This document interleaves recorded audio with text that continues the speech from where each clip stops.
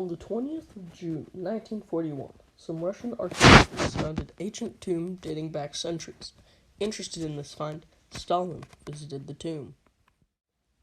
When he and the archaeologists finally entered the tomb, the reading on the grave read, "When I rise, the world shall tremble." Stalin was a little troubled by this and decided to go home. 2 days later, the Germans invaded.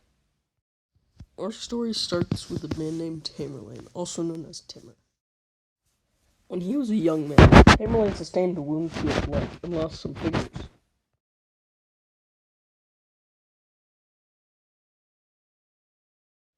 In the primarily military-focused societies of the steppe, you'd think these wounds would ruin his life, but no. Tamerlane wanted to build an empire, and his main inspiration was Genghis Khan. Through some strange shenanigans, Tamerlane was able to seize power over the Chagatai Khanate, one of the heirs of the late Mongol Empire.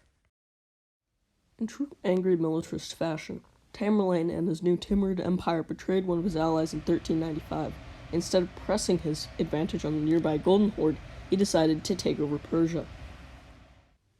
Some of Tamerlane's neighbors, the recently installed Ottoman Empire, began talking smack about Tamerlane, calling him a coward. Tamerlane decided to teach the Ottomans a very well-deserved lesson and invaded them.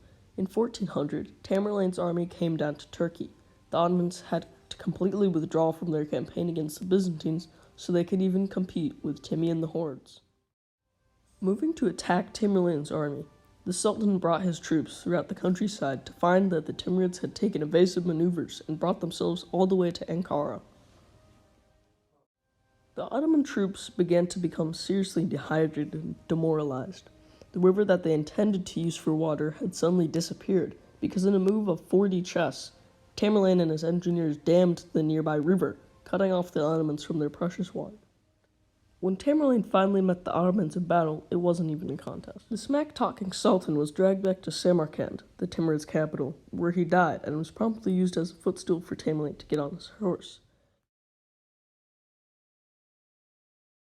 Some guys called the Knights of Rhodes were chilling when Tamerlane politely asked for them to surrender the city that they were in. One would assume these knights kind of underestimated Tamerlane and were promptly obliterated. On the side, Tamerlane had a nice Indian vacation, where he killed over 100,000 prisoners before a battle. He messed up Delhi so much that it took them a century to recover.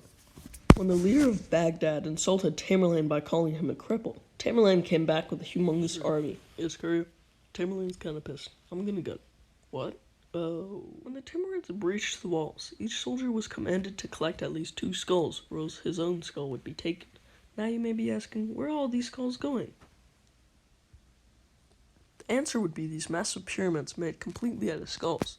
About 120 of these were constructed throughout the city, containing a total of 90,000 skulls. Another Persian city decided to surrender immediately, but they still weren't spared from Tim's wrath. After tax collectors went missing, Tamerlane went totally apeshit and ordered everyone in the city to be killed, Caesar's Legion style.